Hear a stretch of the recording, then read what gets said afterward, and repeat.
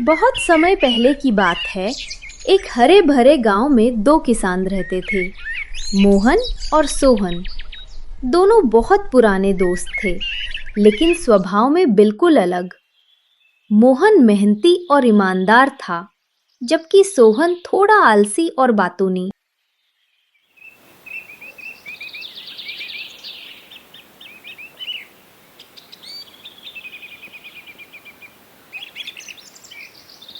मोहन की पत्नी गौरी उसे खाना बांध कर देती है।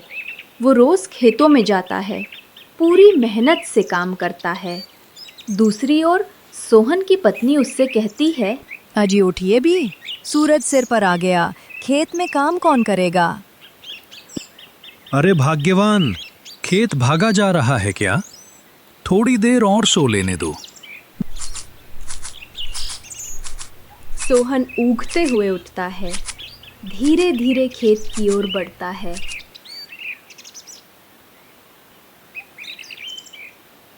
रास्ते में दोस्तों से गप्पे मारता है।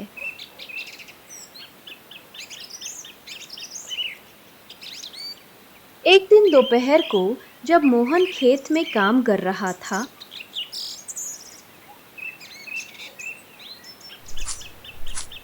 वहीं एक साधु बाबा उसके पास आए।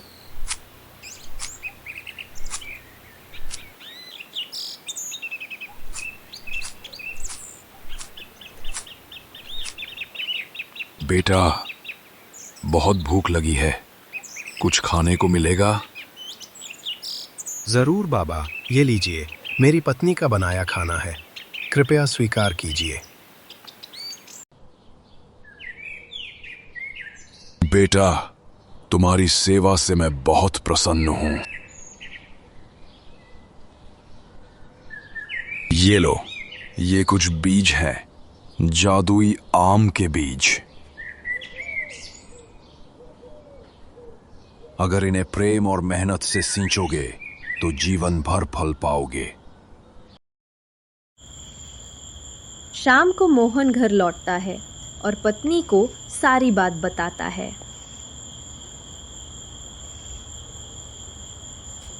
ये तो भगवान की कृपा है, कल ही इन्हें खेत में बो देना। हाँ, और रोज पानी दूंगा, जैसे बाबा ने कहा है। दूसरी ओर सोहन को जब ये खबर मिलती है, वो भी लालच में आ जाता है। अरे, ये तो मजेदार बात है। मैं भी मोहन से आधे बीज ले लूंगा, पर रोज पानी देने का झंझट मैं नहीं करूंगा। जादुई बीज हैं, अपने आप उगेंगे। दिन बीतते गए। मोहन हर सुबह अपने खेत में जाता, मिट्टी को पलटता, पानी देता, घास हटाता। सोहन आलस में पड़ा रहता, कभी कभी ही खेत पर झांक लेता।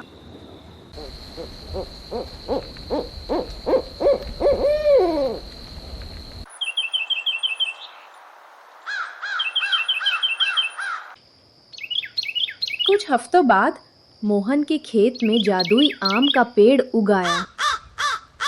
उस पर सुनहरे चमचमाते आम लटक रहे थे।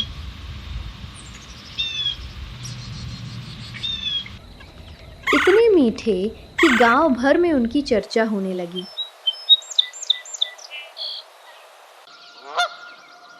हाँ, अरे ये तो सच में चमत्कार है। हमारे पेड़ से तो आम तोड़ो तो अगली सुबह फिर उतने ही लग जाते हैं। सोहन अपने खेत में जाता है, पर वहां कुछ सूखे पौधे हैं, कोई फल नहीं। वो गुस्से में आकर पेड़ को लात मारता है।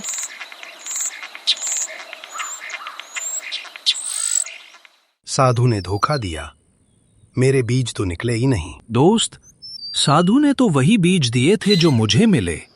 फर्क बस इतना है, मैंने मेहनत की और तुमने भरोसा खो दिया। सोहन को समझ में आता है कि मेहनत का फल हमेशा मीठा होता है। वह खेत में उसी समय से मेहनत करना शुरू कर देता है। दोनों दोस्तों के खेत अब लहलहाते हैं। गांव में खुशहाली लौट आती है।